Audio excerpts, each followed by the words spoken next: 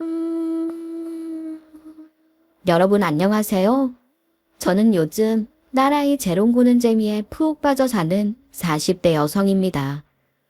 제 나이 40이 넘어 큰애와 터울이 많은 둘째를 낳았거든요. 물론 적지 않은 나이에 갓난아이 육아를 다시 시작하려니 힘이 드는 것도 사실입니다. 하지만 아이를 낳기까지의 우여곡절을 생각하면 지금 이 시간이 너무나 소중하고 행복하네요. 오늘 저는 썰맘 애청자 여러분들에게 이런 평화를 얻기까지 힘들었던 제 지난 시간을 넋두리해보고 싶어 사연을 보내게 됐답니다. 못돼 먹고 이기적인 인간들 때문에 제가 겪어야 했던 고통의 시간을 털어놓고 위로와 조언을 듣고 싶거든요. 저는 20대 후반에 전 남편과 결혼해 7년을 살았습니다. 전 남편은 성실하지만 무뚝뚝한 전형적인 경상도 남자였어요. 그래서 비록 깨가 쏟아지지는 못했지만 그런대로 무난한 결혼 생활을 유지하며 살았네요. 그맘때 저희는 서울 변두리 재래시장 입구에서 작은 슈퍼를 운영하고 있었어요. 규모가 크지는 않아도 좋은 물건을 싸게 팔아 단골이 꽤 많았답니다. 그런데 전 남편이 갑작스런 사고로 유명을 달리하는 바람에 제가 혼자 힘으로 아들을 키우며 슈퍼를 운영하게 됐어요. 남편이 떠나고 처음 몇 년간은 정말 힘들더라고요. 둘이 하던 슈퍼를 혼자 하려니 육체적으로도 고되고 정신적으로도 외로웠습니다. 그렇다고 아이를 굶길 수는 없어 꾸역꾸역 일을 하다 보니 또 5년이라는 시간이 흘렀더군요. 그동안 아들은 훌쩍 자라 초등학교 3학년이 되었네요. 그러던 어느 날 힘겹게 음료수 박스를 나르는 제게 낯선 남자가 다가와 말을 걸었습니다.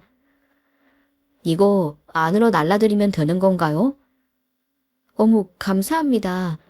제가 혼자 해도 되는데. 이렇게 힘든 일을 왜 사모님이 하세요? 남편분은 어디 가셨어요? 네? 아, 네.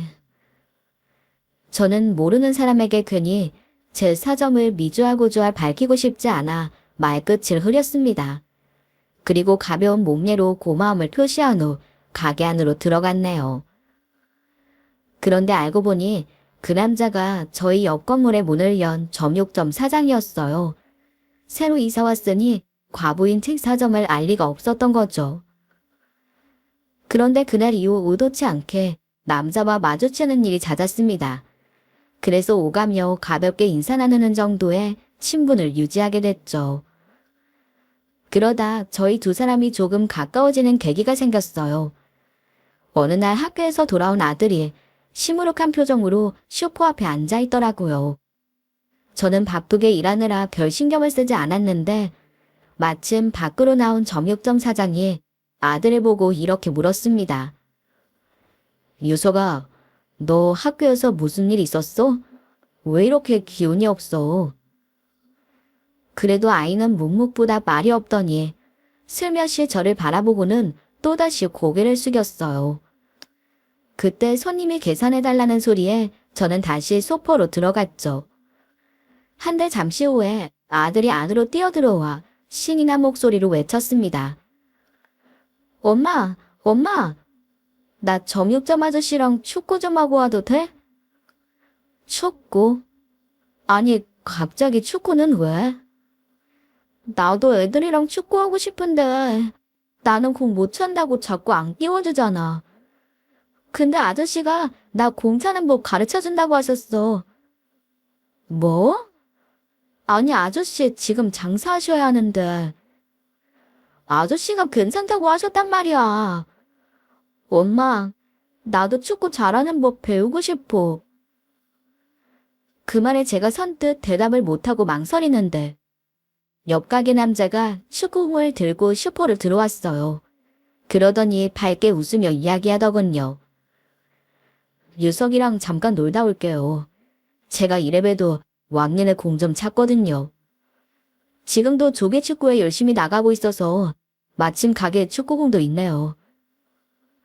근데 지금 장사하셔야 되는 거 아니에요?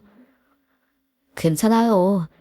명절 지나서 손님도 별로 없고 저도 안에만 있으니 몸이 찌뿌둥하더라고요. 허락해 주시면 1시간만 유석이 데리고 운동장 가서 축구 좀 하다 올게요. 남자의 말에 아들이 간절한 눈빛으로 보내달라고 조르더군요. 그래서 하는 수 없이 고개를 끄덕였죠. 그랬더니 두 남자가 한참을 뛰고 뻘건 얼굴로 돌아왔더라고요. 저는 남자에게 시원한 음료수를 건네며 감사의 말을 전했습니다. 감사합니다. 제가 한다고 하는데 아무래도 이런 일에는 남자가 필요한 것 같네요. 제가 축구하는 법을 가르칠 수도 없고. 그러자 한숨 쉬는 저를 보던 남자가 사람 좋게 웃으며 말했어요. 앞으로도 몸으로 가르쳐야 하거나 힘써야 하는 일이 있으면 말씀하세요. 다행히 유석이도 저를 잘 따르고 저도 아이들을 좋아하거든요. 어머, 아니에요. 그런 뜻으로 말씀드린 게 아닌데. 사장님도 장사하느라 바쁘신데 그런 폐를 끼칠 순 없죠. 배라니요. 이웃 좋다는 게 뭐예요. 걱정하지 말고 편히 부탁하세요. 그때 음료수 한 개를 개눈 감추듯이 먹어치운 아들이 힘찬 목소리로 말했어요. 엄마, 나 다음에는 아저씨랑 야구장에도 갈래. 우리 반 애들이 아빠랑 야구 보러 간다고 엄청 자랑한단 말이야. 저는 그맘때 아들이 그렇게 밝고 우렁차게 말하는 걸 처음 듣는 것 같아 마음이 착잡했습니다. 제가 아무리 노력해도 아들이 자랄수록 남편의 빈자리가 커지는 것 같더라고요. 그런데 대답을 얼버무리는 저를 보더니 남자가 아들에게 손가락을 내밀며 대답했어요. 야, 유석이 아저씨가 야구 좋아하는 거 어떻게 알았지? 아저씨도 야구장 가고 싶은데 같이 갈 사람이 없어서 못 가고 있었거든. 다음에 우리 꼭 같이 가자. 약속. 남자의 말에 신이 난 아들이 손가락을 벌려 고개를 끄덕였어요. 그리고 얼마 후에 저희는 정말 아이를 데리고 야구장 나들이에 나섰답니다. 저는 남편이 떠난 후 하루도 닫아본 적이 없는 슈퍼를 큰맘 먹고 닫았어요. 그리고 아침부터 부산을 떠러 김밥도 준비했네요. 아들은 신이 나서 그런 제 주위를 빙글빙글 돌며 좋아 죽겠다는 듯 노래까지 부르더군요. 그날 정신없이 소리 지르며 응원한 아들은 남자의 등에 업혀 잠이 들었고 저희는 골목길을 걸어 올라오며 이런저런 이야기를 나누었습니다. 그러면서 서로의 사정에 대해서도 알게 됐죠. 물론 남자가 혼자 산다는 건 입방아 찍기 좋아하는 동네 여자들에게 들어 이미 알고 있었어요. 하지만 노총각인지 아니면 사별했는지 깊은 내막은 모르고 있었거든요. 그런데 남자가 먼저 술술 자기 이야기를 하더라고요. 사실 전 2년 전에 이혼했어요. 35이 되도록 결혼말이 없으니까 어머니가 등더미로 결혼했죠. 근데 급하게 하다 보니 성격이 너무 안 맞더라고요. 그래서 1년도 못 살고 애도 없이 헤어졌어요. 그날 저는 남자가 이혼남이라는 것과 저보다 2살 어리다는 사실도 알게 됐어요. 한데 그 뒤로 아이는 뽁하면 남자의 정육점에 놀러가 종일 수다를 떨더군요. 저는 그 상황이 미안해서 반찬을 넉넉하게 만들어 남자에게 나눠주기 시작했어요. 혼자 사는 남자에게 먹거리만큼 좋은 보답이 없을 것 같더라고요. 그렇게 왕래하고 지내다 보니 저희는 어느새 말하지 않아도 주말을 같이 보내고 매일 저녁도 함께 먹는 사이가 되었답니다. 그러다 자연스럽게 재혼말이 오갔어요. 하지만 서두르고 싶지 않아 천천히 시간을 갖고 싶었는데 정작 서두르는 건 저희 아들이었죠. 제가 재혼에 대해 슬쩍 운을 떼자 아들이 2팔 벌려 환영하며 이렇게 말했거든요. 엄마, 난 아저씨가 아빠 되는 거 너무 좋고 진짜 행복할 것 같아. 아저씨 빨리 오라고 하면 안 돼? 그래서 저희는 고민을 뒤로하고 재혼을 결정했습니다. 그런데 생각지도 못한 복병이 나타나 결혼을 반대하더군요. 바로 예비 시어머니였죠. 시어머니는 제가 연상이고 전 남편과의 사이에 아이가 있다는 걸 도저히 용납할 수 없다고 했어요. 하지만 자기 아들이 말을 듣지 않자 제게 찾아와 막말을 퍼부으며 펄펄 뛰더군요. 너 애 딸린 과부 주제 어디 총각이나 다름없는 우리 아들을 꼬셔. 나이도 2살이나 더 먹은 게 나이값도 못하고 애 보기 창피하지도 않아? 저 아들한테 부끄러운 짓 한 거 없습니다. 저희가 불륜도 아니고 외로운 사람들끼리 의지하며 살아보려는 게 그렇게 못할 짓인가요? 네, 그럴 줄 알았지. 한마디도 안 지고 따박따박 말대답하는 것 좀 봐. 여자가 이렇게 드세니 그 나이에 과부가 되지. 지 남편 잡아먹은 것도 모자라서 어디 우리 아들까지 넘봐. 내 눈에 흙이 들어가기 전까지는 아니, 내가 칸에 들어가도 이 결혼은 절대 안 돼. 그래서 저도 그냥 재혼을 접어야겠다고 생각했어요. 아무리 서로 마음이 있고 아들이 원한다고 해도 그런 서슬퍼런 시어머니는 사절이었죠. 하지만 제가 결혼을 번복하자 남자가 자기 어머니에게 평생 혼자 살겠다며 오름장을 놓고 간신히 결혼 허락을 받아왔더군요. 저는 시어머니와 고부간으로 엮이는 게 내키지 않았지만 남편만 생각하며 버텨보기로 마음먹었네요. 그리고 본격적인 결혼 생활이 시작됐습니다. 하지만 남편의 고집에 어쩔 수 없이 결혼을 허락한 시어머니는 그 후에도 제게 마음을 열지 않고 계속 딴지를 걸어왔습니다. 하지만 저도 마냥 기죽지만은 않았어요. 그랬더니 이번에는 저희 아들을 구박하기 시작하시더군요. 그날은 어머님이 친정조카의 결혼식을 보고 주무시고 가기로 한 날이었습니다. 아들은 어색하지만 할머니와 친해지고 싶어 곁에 다가가 말을 붙여보더군요. 그런데 시어머니는 그런 아들을 향해 대뜸 이렇게 말씀하셨네요. 아유, 귀찮게 왜 이리 말을 시키고 그래? 나 너희 할머니 아니다. 그러니 자꾸 신경 쓰이게 하지 말고 네 방으로 들어가거라. 어떤 놈씨인지도 모르는 애 뭐가 반갑다고. 그 말에 아들이 놀라서 주춤거리더니 얼굴이 붉어진 채 방으로 들어가 버리더군요. 저는 화가 나서 시어머니에게 한마디 하려다가 입술을 깨물며 참았습니다. 괜히 건드려봐야 일만 커질 것 같아 속으로 삭히려고 한 거예요. 하지만 저녁상을 본 시어머니는 또 인상을 잔뜩 구기면서 잔소리를 늘어놓으시더군요. 내 아들이 뼈 빠지게 벌어다주는 돈으로 지 새끼 온갖 사내지미를 다 헤매기는구만. 이렇게 써제끼다간 억만금을 벌어다줘도 모자라겠다. 지 남편은 이 시간까지 돈 버느라 퇴근도 못하고 있는데 저는 피둥피둥 놀면서 돈이나 퍼쓰고 팔자 좋다, 팔자 좋아. 어머니, 저 살림만 하는 건 아범이 원해서 그런 거예요. 그리고 저희도 매일 이렇게 먹고 살지 않아요. 오늘은 어머님이 오셨으니 제가 특별히 더 신경 쓴 거죠. 또, 어른이 한마디 하면 저는 10마디를 하고 나서요. 아유, 이러니 내가 이뻐하려야 이뻐할 수가 있어? 민우 전처는 안 그랬다. 내가 뭐라고 하면 납죽 엎드려서 잘못했다고 하고 고분고분 말도 잘 들었어. 지 남편이랑 시엠이 귀한 줄 아는 애였지. 그런 애를 마다하고 어디서 저런 걸 만나서는 아우 내가 무슨 죄를 지어 말년에 이런 꼴을 보는지.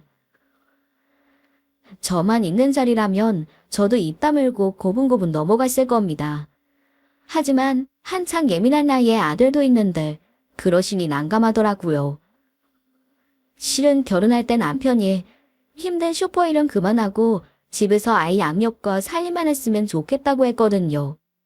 그래서 고민 끝에 일을 관두고 살림만 하고 있었는데 어머님은 그것까지 마음에 안 드는 눈치였어요.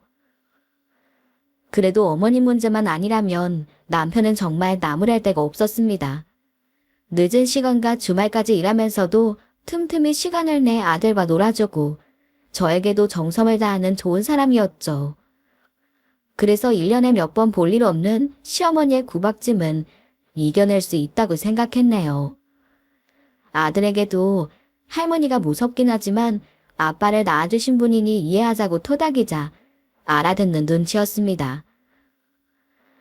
하지만 그때부터 본격적인 시집살이가 시작될 거라는 건 미처 예상하지 못했던 일입니다.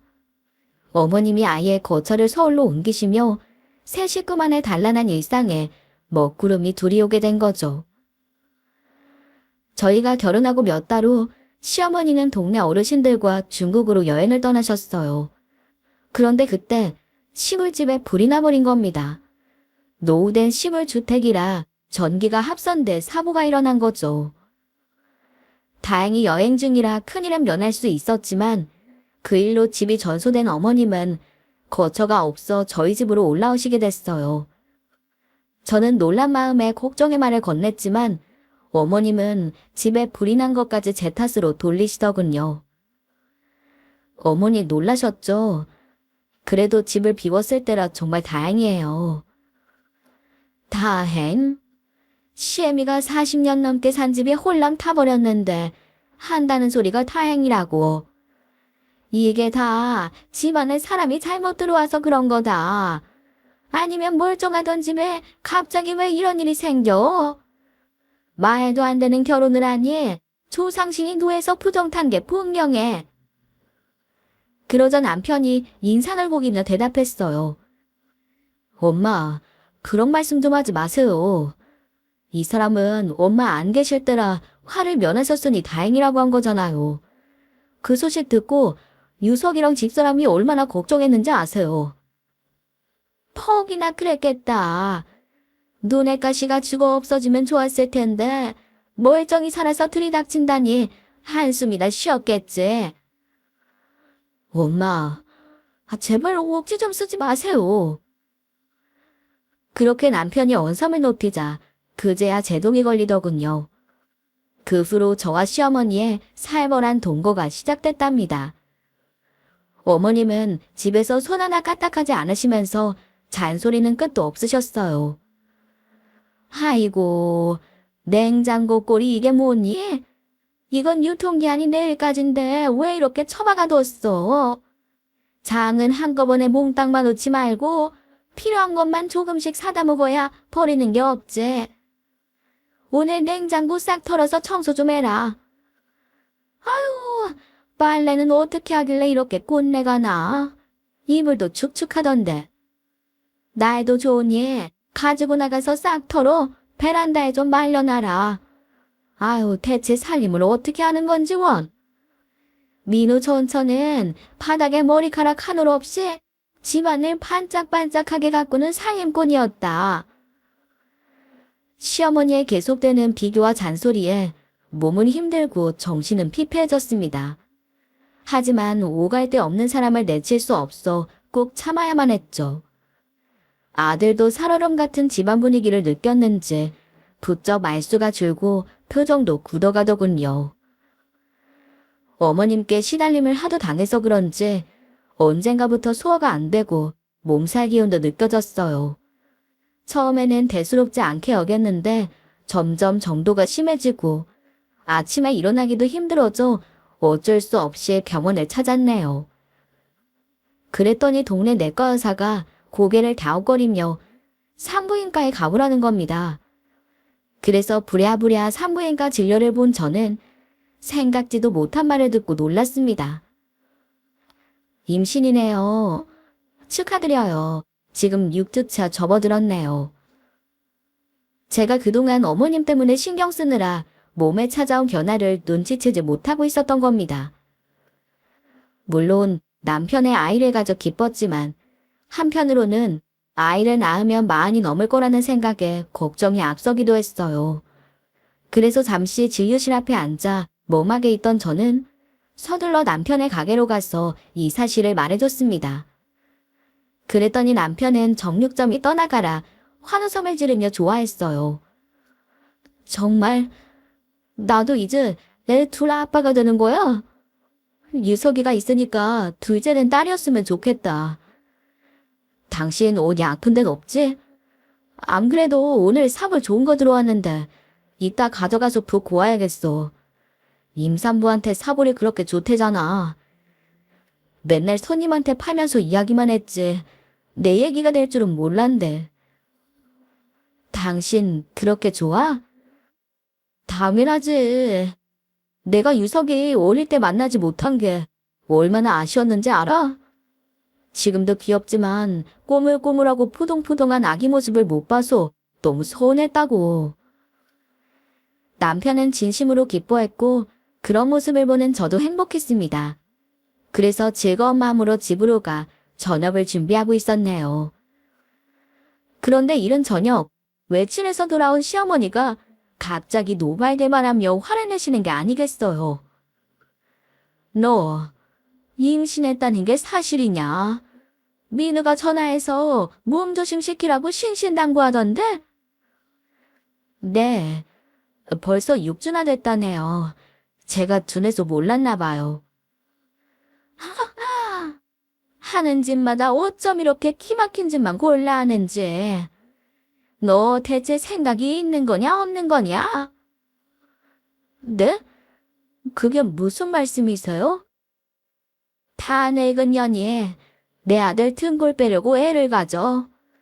혹 달고 들어온 것도 모자라서 빽 빼고는 애까지 퍼질러 낳으면 내 아들은 살라는 거야 죽으라는 거야.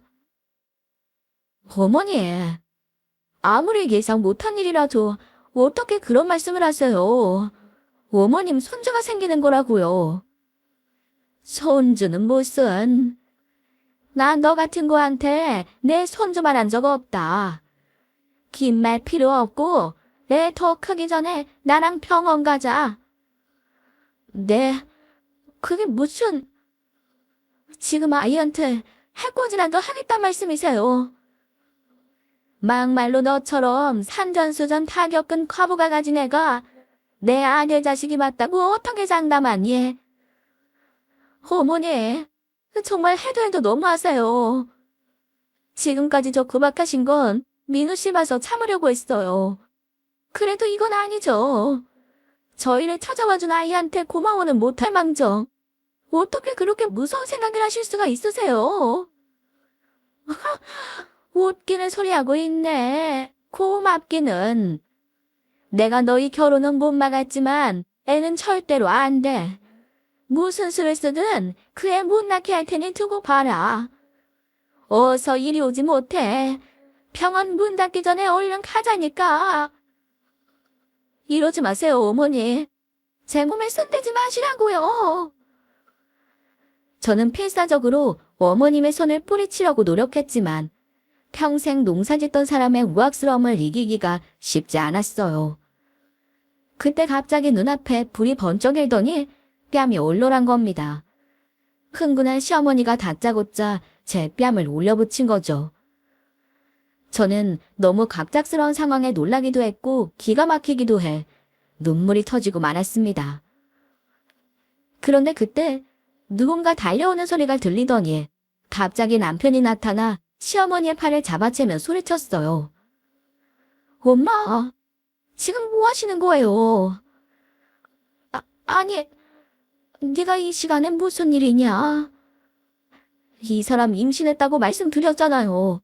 근데 어떻게 이러실 수가 있어요? 그럼 저 애를 낳겠다는 말이야?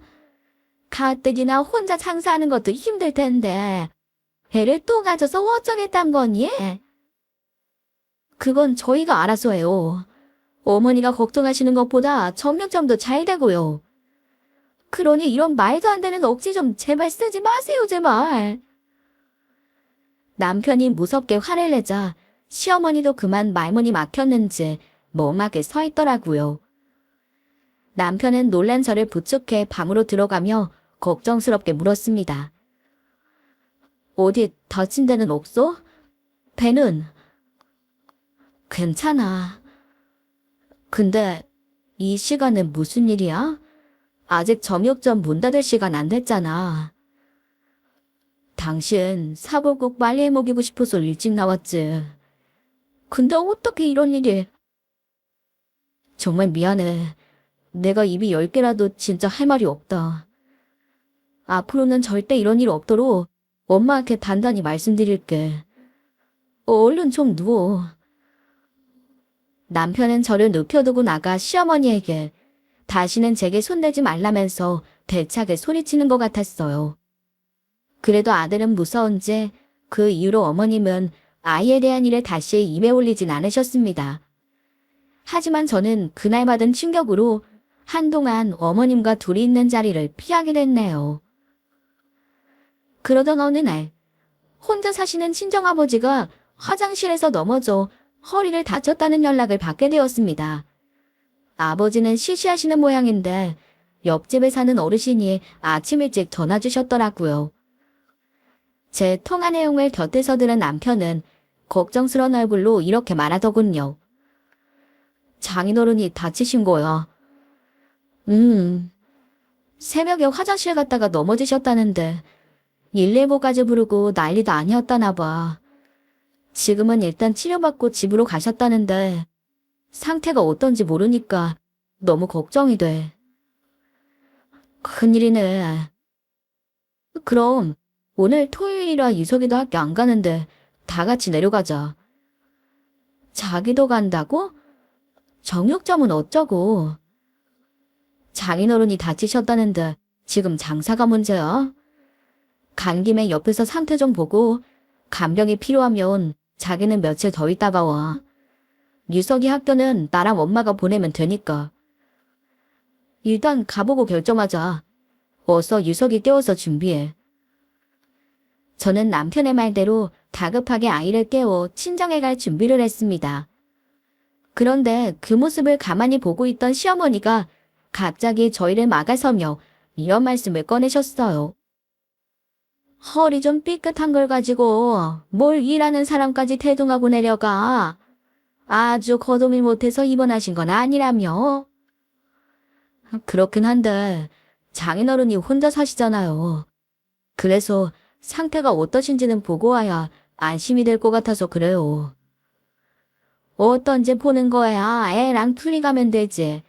장사해야 하는 사람이 문까지 닫고 결코 거길 가겠다는 거냐? 엄마, 사위가 혼자 계시다 다친 장인어른 뵈러 가는 게 당연하죠. 그럼 예미는 보아하니 보령까지 갔다 오늘 바로 올 것 같지도 않은데 이 집에서 어미 혼자 자란 말이냐? 애도 아니고 그게 뭐가 문제라고 그러세요? 그럼 너희 장인은 애라서 걱정돼 우르르 몰려가는 거냐? 그건 상황이 다르잖아요. 여기는 아파트라 공동현관에 비밀번호도 있어서 잡상인도 못 들어와요. 아무 걱정하실 거 없다고요. 멀쩡한 너희 장인도 자기 집에서 넘어졌는데 나라본 무슨 일 있지 말란 법 있니? 난 아직 이 집도 낯설고 큰애당의 집도 이른디라 마음이 불안하다고. 그렇게 실랑이를 벌이는 동안 시간은 계속 흘러갔습니다. 결국 저는 불안한 마음에 남편에게 이렇게 말했네요. 여보, 생각해보니까 어머니 말씀이 맞는 것 같아요. 괜히 자기가 가게까지 닫고 그럴 문제는 아닌 것 같네. 아빠가 지난주에도 유석이 보고 싶다고 하셨으니까 일단 애만 데리고 다녀올게요. 가보고 내가 필요한 상황이면 올라와서 유석이는 놔두고 내가 짐 챙겨서 다시 내려가지 뭐. 그래도 영 마음에 걸리는 듯.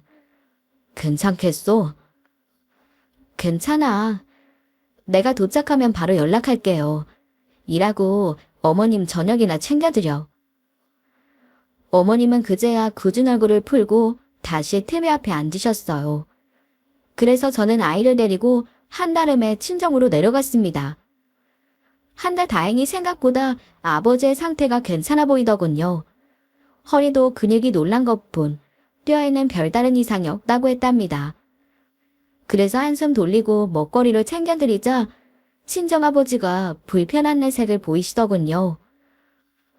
시어머니도 계신데 뭐 이런 일로 여기까지 와. 괜한 잔소리 듣지 말고 점심만 먹고 일찌감치 올라가거라. 이 괜찮다는데 이 씨가 괜히 연락해서는. 괜찮긴요. 아빠한테 일이 있는데 외동딸이 모른다는 게 말이 돼요? 어차피 내려온 거 오늘은 자고 내일 갈게요. 그리고 아빠도 이제 여기 정리하고 서울 올라와서 우리 옆에 사시면 안 되는 거예요? 아빠 혼자 계시는 거 전 불안해요. 아빠 아직 팔팔해. 괜히 수선 피우지 말고 오늘 올라가거라. 덕분에 우리 강아지 얼굴 본 걸로 나는 됐다. 그렇게 계속 올라가라는 아버지의 최근에 어쩔 수 없이 이른 저녁만 먹고 아이를 데리고 돌아왔습니다. 급하게 나서느라 남편에게도 연락하지 못한 채 바로 집에 도착했죠. 한데 잠든 아이를 업고 현관문을 열자 고기 굽는 냄새가 풍겨왔어요. 좋은 고기가 들어오는 날에는 남편이 고기를 가져와 직접 구워주는 일이 종종 있었거든요. 그래서 그날도 어머님께 고기를 구워주는 것 같다고 생각했네요. 그런데 현관 앞에 낯선 여자 신발이 놓여 있는 거예요. 그래서 의아한 마음에 집 안으로 들어서는데 주방에서 시어머니의 웃음소리가 들려왔습니다. 어머님은 무슨 일로 그렇게 기분이 좋으신지 한껏 들뜬 목소리로 말씀하시더군요. 예, 청은아, 이것도 좀 먹어봐라. 고기가 아주 실하고 잡내도 없네. 역시 하느라 그런가 보다. 네, 어머님도 많이 드세요. 오빠는 왜 안 먹어? 상추쌈 하나 싸줄까? 그러자 남편이 잔뜩 화가 난 목소리로 답했습니다. 너 당장 그거 내려놓고 나가지 못해? 너 여기가 어디라고 이러고 있는 거야? 엄마, 이러려고 낮에 제일 좋은 한우 내달라고 정육점 다녀가신 거예요? 당연하지. 집에 귀한 손님이 오는데 그럼 아무거나 대접해? 엄마, 도대체 왜 이러세요? 집사람 알면 어떠시려고요? 저 엄마 앞에서 험한 물 보이기 싫으니까 좋게 말씀드릴 때 빨리 저 화상 내보내세요. 넌 오랜만에 만난 사람한테 그게 무슨 말버릇이야? 나가긴 왜 나가래? 너같이 멋대가리 없는 녀석도 좋다고 와준 정은이가 고맙기만 한데. 천천히 양껏 먹고 그동안 못한 얘기도 나누고 그래야지. 정은아, 실컷 놀다가 네 남편한테 데려다 달라고 해라. 아니, 아예 오늘 여기서 자고 가렴? 엄마, 말씀 가려서 하세요. 누가 저 여자 남편이에요. 너야말로 이렇게 어리고 예쁜 청은이 놔두고 왜 다 늙은 여자 뒤치다꼬리 나면서 살겠단 거야? 진짜 이 애미 복장 터져 죽는 꼴 보고 싶어서 그러냐? 엄마, 집사람 임신했어요. 도대체 언제까지 이러실 거예요? 애야 지가 키우라고 하면 되지. 여태 혼자 아들도 키웠는데 애 하나 더 키우는 게 무슨 대수라고. 저 더 이상 같은 말 하기도 지쳐요. 제 손으로 저 여자 끌어내기 전에 빨리 엄마가 내보내세요. 여기 그 사람이랑 같이 사는 저희 집이에요. 어떻게 이 집에서 이러실 수가 있냐고요. 네가 아무리 그래도 난 청은이 포기 못한다. 내가 보기엔 넌 청은이랑 살 때 제일 멀쩡하고 행복했어. 나한테 며느리는 청은이 하나다. 그러니 너도 얼른 정신 차리고 그 늙은 여우 정리해.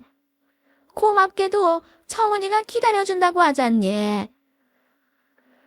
엄마야말로 저 미치는 꼴 보고 싶어서 이러시는 거예요? 제가 어떻게 해야 이러는 거 그만두실 거예요? 어떻게 이 집에 저 여자를 끌어들이실 수가 있냐고요? 세 사람의 대화를 듣던 저는 경악해 그 자리에 얼어붙은 듯 서 있었습니다. 그러다 정신을 차리고 끓어오르는 분노를 간신히 억누르며 아들을 방에 눕히고 밖으로 나왔죠. 그때까지도 남편과 시어머니의 설전은 계속됐어요. 그러느라 제가 들어온 것도 전혀 눈치채지 못하더라고요. 저는 더 이상 그 상황을 지켜볼 수 없어 주방으로 들어서며 외쳤습니다. 이게 도대체 무슨 일이에요? 그러자 경계하는 놀란 남편이 저를 보며 더듬거리더군요. 여보, 오늘 보령에서 자고 오는 거 아니었어? 그러려고 했는데 아빠가 하도 올라가라고 성화하셔서 왔어. 근데 하마터면 이렇게 신기한 구경을 못할 뻔했네? 우리 아빠가 선견지명이 있으셨나 봐. 그러니까 이게 어떻게 된 일이냐면 됐어. 설명 안 해도 돼. 아까 문 앞에서 다 들었거든? 그러니까 지금 볼에 한가득 고기를 물고 있는 저 여자는 당신 전처고 어머님은 저 여자를 당신이랑 다시 엮어주고 싶으신 거지. 그래서 나 친정간 틈에 이 집에까지 불러들여 금이야 오기야 떠받들어주고 계신 거잖아. 제 말에 시어머니가 코웃음을 치더니 대답하셨어요. 맹한 줄 알았더니 상황 파악은 빠르구나. 그래, 얘 봐라. 너랑은 비교도 안 되게 예쁘고 어리지? 이런 애가 내 며느리였어. 그런데 어디 너 같은 게 다 늙은 몸뚱이 들이매면서 민우를 넘봐. 주제 파악했으면 당장 짐 싸서 이 집에서 나가거라. 다시 한번 말하지만 내 며느리는 죽으나 사나 이 애 하나뿐이다. 그 말을 들은 저도 입꼬리를 올리며 대답했어요. 그러세요? 전 그렇게 제가 싫으시면 어쩔 수 없죠. 선하시는 이혼 해드릴게요. 저도 이런 벌까지 보고 구차하게 매달리고 싶은 생각 없거든요? 근데 이거 하나는 아셔야겠네요. 이 집에서 나가야 하는 건 제가 아니고 어머님이세요. 그러니까 저희 이혼시키려거든. 아까운 아들이랑 이뻐 죽는 전 며느리까지 다 챙겨서 당장 나가세요. 뭐? 그게 무슨 가당치도 않은 소리야. 내가 왜 나가? 너 이제 멀쩡한 내 아들 집까지 가로채겠단 거야. 저랑 다르게 어머님은 영 상황 파악이 안 되시나 봐요. 여기 민우 씨 집이 아니라 제 집이에요. 그렇게 아까워하시는 아드님이 집도 절도 없이 정육점에서 지내다가 저랑 결혼하면서 이 집에 들어와 사는 거 모르셨죠? 그래도 제 딴에는 그거 알면 어머님 불편하실까봐 티내지 않으려고 노력했거든요. 근데 그렇게 이혼이 소원이라고 하시니 어쩌겠어요. 방 빼고 나가셔야지. 민우야, 이게 대체 무슨 소리냐? 이 미친 것이 지금 뭐라고 짓거리는 거야? 네가 왜 집이 없어서 청육점에서 잠을 자? 내가 결혼할 때 땅 팔아 사준 그 대골 같은 집은 다 어디로 간 건데? 난 그 집 팔아 여기로 이사 온 줄 알았더니 그게 아니었던 거니? 어이없어하는 시어머니를 향해 제가 다시 한번 쐐기를 박았습니다. 그건 나중에 세 사람이 상의하시고 이만 제 집에서 나가주시겠어요? 긴 말하기 싫으니 어서 나가세요. 말도 안 돼. 얘 민우야, 어서 말해봐라. 뭐가 어떻게 된 거야? 말씀 못 알아들으셨어요. 이 집 4명이거든요. 당장 방 빼라고요. 상황이 이렇게 돌아가자 안절부절 못하던 남편이 냅다 여자에게로 달려가 팔을 잡아들며 소리쳤습니다. 너 당장 나가지 못해. 뻔뻔해도 분수가 있어야지. 여기가 어디라고 이러고 있어. 네가 정말 사람이 맞긴 하냐. 나도 싫다고 했는데 어머님이 하도 괜찮다고 하셔서 온 거야. 그리고 사실 어머니 말씀 틀린 거 하나도 없잖아. 오빠가 뭐가 부족해서 저런 여자랑 피 한 방울 안 섞인 남의 애까지 먹여 살려. 제발 정신 차리고 우리 다시 시작하자. 나 오빠 없으니까 너무 힘들어. 이제 오빠가 얼마나 소중한지 알았다니까. 혹시 내가 뭐 잘못한 거 있으면 다 잊고 우리 새로 시작하자, 응? 뭐? 너 터진 일이라고. 그게 할 소리야. 지금 혹시라고 했냐? 혹시. 오빠, 그 일 아직 마음에 담아두고 있는 거야? 그건 내가 잘못했다고 했잖아. 잘못했다고 하면 다야. 너, 내가 왜 여태까지 꼭 참고 엄마한테 우리 이혼한 진짜 이유 말 안 했는지 몰라. 내가 너 감싸주려고 그랬다고 착각하지 마. 난 어려서부터 친구 딸 예뻐해서 며느리까지 삼은 우리 엄마가 안쓰럽고 불쌍해서 그런 거야. 너 같은 인간 때문에 엄마 충격받으실까 봐.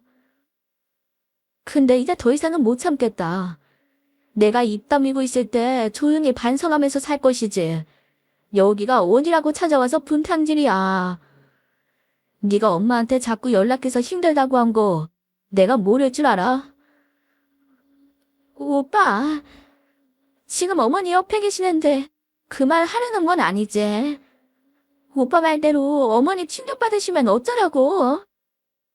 이제 옛일은 그만 잊고 좋았던 것만 생각하면 안 돼. 좋았던 기억이 없는데 어떻게 생각하란 말이야? 결혼 내내 네 사치의 바람에 내가 얼마나 힘들었는데. 기회를 그렇게 줬으면 정신을 차렸어야지. 결국엔 시어머니가 사준 집까지 남자한테 갖다 바쳐. 네가 그 남자한테 미쳐서 사고친 거 수습하느라 내가 정육점까지 옮겨가면서 얼마나 고생한 줄 알아. 어렵게 만들어 놓은 단물도 다 놓치고 임대료 싼 동네 찾아 여기저기 헤매면서 피눈물을 흘렸어. 그래도 너 나한테 뭐라고 했어? 그 남자랑 살겠다고 이혼하자며. 그래서 두말 없이 도장 찍어줬는데 왜 이제 와서 이 분란을 일으켜? 오빠, 그건 죽을 때까지 어머니한테 비밀로 하자고 오빠가 그랬잖아. 그래놓고 왜 이래? 그래, 내가 그랬어. 며느리가 남자한테 미쳐서 아들 등골 빼먹는 것도 모르고 이뻐하는 우리 엄마 충격받는 거 싫어서 성격장이라고 끝까지 우겼어. 근데 일을 이렇게 만든 건 너야. 아무것도 모르는 우리 엄마가 나랑 다시 만나라고 해도 네가 양심이 있는 인간이면 알아서 거절했어야지. 두 사람의 말을 넋놓고 듣던 시어머니가 사색이 든 얼굴로 아들을 바라봤습니다. 남편의 말에 놀란 건 저도 마찬가지였어요. 남편은 저에게도 끝까지 이혼한 이유가 성격 차이를 극복하지 못한 탓이라고 했거든요. 그런데 알고 보니 결혼 전부터 수여가 남자를 좋아하던 전처가 남자 접대부에게 빠져 돈을 버나르는 바람에 재산을 탕진했던 겁니다. 그래서 거덜이 난 채 이혼한 남편은 좁은 정육점 한편에 접이식 침대를 두고 먹고 잠을 살았던 거예요. 이 모든 사실을 알게 된 시어머니는 충격으로 말을 잇지 못하다 간신히 입을 열어 전 며느리를 향해 물었습니다.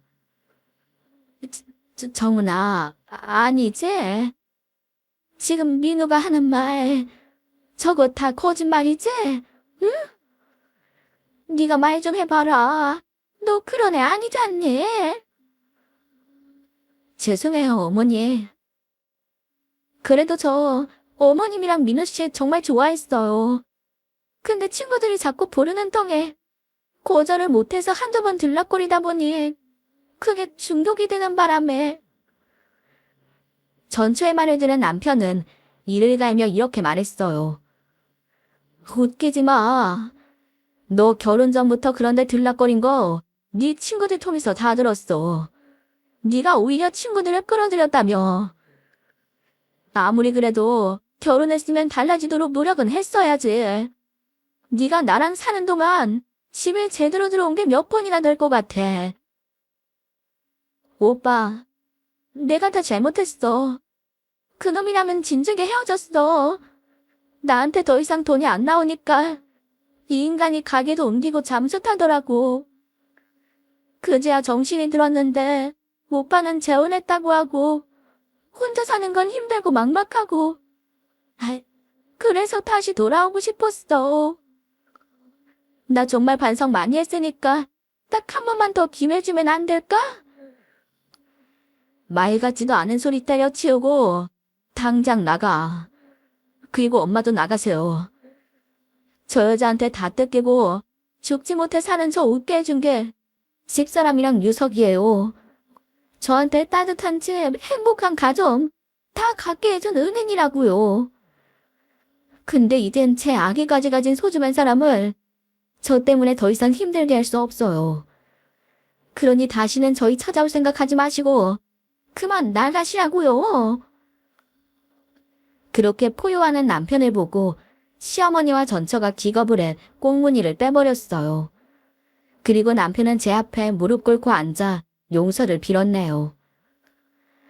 물론 저도 상황이 그렇게 되도록 입을 다문 남편이 답답하고 밉기도 했습니다. 하지만 한편으로는 그런 고통을 감내하면서도 어머님에 대한 걱정 때문에 끝까지 비밀을 지킨 남편이 대단해 보이기도 했네요. 그래서 남편의 손을 잡고 눈물을 흘리며 말했어요. 그동안 정말 힘들었겠다. 고생 많았어, 당신. 그런 제 말에 남편도 눈물을 글썽이더군요. 그리고 다음날 남편은 자기 손으로 어머님의 짐을 쌌습니다. 그리고는 봉투에 든 현금 100만 원과 짐 가방을 가지고 시어머니를 만나러 갔죠. 그리고 그 이후로 저는 어머님을 만나지 못했어요. 남편이 절대 제 앞에 나타나지 못하게 단속한 결과였습니다. 대신 제가 아이를 낳고 나자 득달같이 전화해서 이런 말씀을 하시더라고요. 예, 그때는 내가 정말 잘못했다. 그런 대먹지 못한 거한테 속아서 기인을 못 알아봤구나. 그게 내 친구 딸인데 어려서부터 내 앞에서 하도 여우짓을 하면서 애교를 떨어서 내가 그거에 깜빡 속아버렸다. 내가 사준 집도 다 날려먹고 민우를 그렇게 산거지 만들어 놨을 줄은 정말 꿈에도 몰랐어. 근데 네가 우리 민우를 집으로 불러들여 같이 살고 슈퍼 정리한 돈으로 더 좋은 자리로 청육점도 옮겨주기로 했다며? 내가 그런 것도 모르고 내가 천벌받을 짓을 했어. 민우가 너 애 낳기 전까지 네 앞에 얼씬도 하지 말라고 해서 내가 여태껏 죽은 듯이 살았다. 근데 이제 내 손주도 나왔으니 그만 애 좀 보러 가면 안 되겠니? 너 친정엄마도 안 계시고 늦은 나이라 산후조리도 어려울 거 아니냐. 내가 가서 애도 봐주고 산바라지도 해주마. 그러니 민우한테 잘 좀 말해서 나 좀 다시 들어가게 해다오. 여기 내 동생 집인데 신세 지는 것도 하루 이틀이지. 조카 며느리 눈치가 보여 아주 죽을 맛이다. 오죽하면 내가 다 불타 터만 남은 집에 텐트라도 치고 살아야 하나 생각했다니까. 예, 죄는 미워해도 사람은 미워하지 말랬다고. 내가 그래도 네 남편 낳아준 어미 아니냐. 그러니 혹시 아재 응어리진 게 있거든 다 풀고 우리 웃으면서 만나자. 응?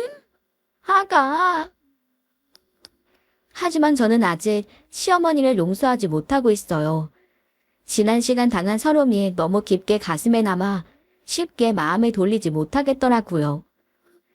그래서 요즘 고민이 참 많습니다.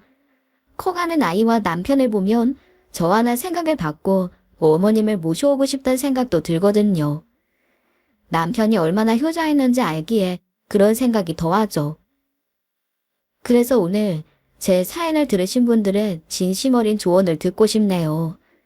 여러분들이 저와 같은 상황이라면 어떤 선택을 하실지 궁금합니다. 그럼 현명한 인생 선배들의 고견을 기대하며 저는 이만 인사드릴게요. 긴 사연에 함께 해주신 여러분 정말 감사합니다.